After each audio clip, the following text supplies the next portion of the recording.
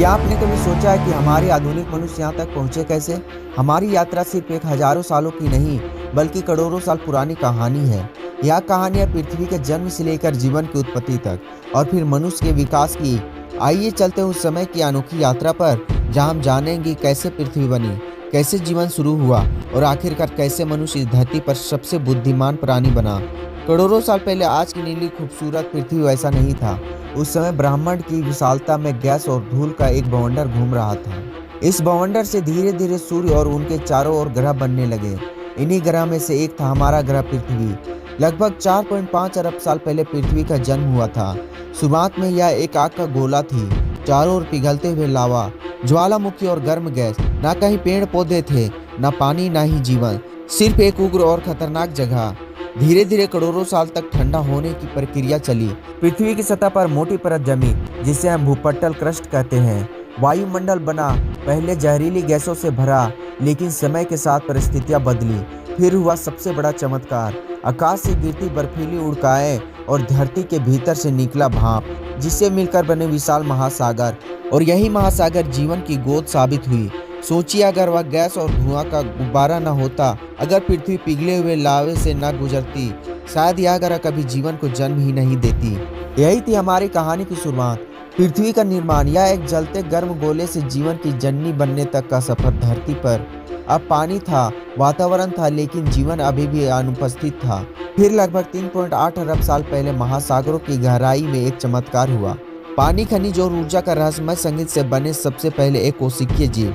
यह जीव बहुत छोटे, अदृश्य और साधारण थे, लेकिन यही हमारी पूरा विकास यात्रा की पहली सीढ़ी बने। सोचिए, एक छोटा सा जीव जो केवल एक कोशिकीय से बना था, ना कोई आंख, ना दिमाग और ना ही दिल। फिर भी उनमें छिपा था आने वाले करोड़ों सालों की विकास की यात्रा। यह सूक्ष्म जीव समय के साथ आपस में जुड़ने लगे, नए रूप में ढलने लगे और फिर हुआ असली बदलाव। कुछ जीवों ने सूरज की रोशनी से ऊर्जा लेना सीख लिया, यानी शुरू हुई फोटोसिंथेसिस की प्रक्रिया। इस जीवों ने समुद्र और वातावरण में धीरे धीरे ऑक्सीजन छोड़ना शुरू किया।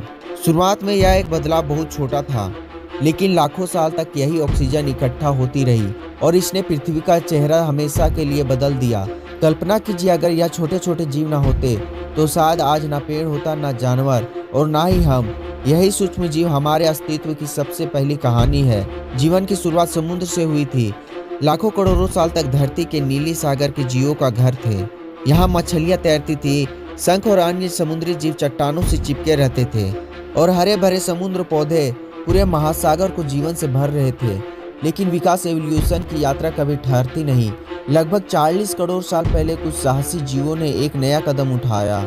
उन्होंने पहली बार पानी को छोड़कर जमीन पर कदम रखा। शुरुआत आसान नहीं थी।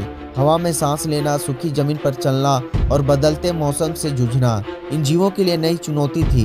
धीरे धीरे इन जीवों ने खुद को ढालना शुरू किया। पानी और जमीन दोनों जगह जीने की क्षमता वाले जीव बने, जिन्हें हमें कहते हैं उभयचर। आगे चलकर और मजबूत बने, उनकी शरीर बदलता गया और उनसे विकास हुई।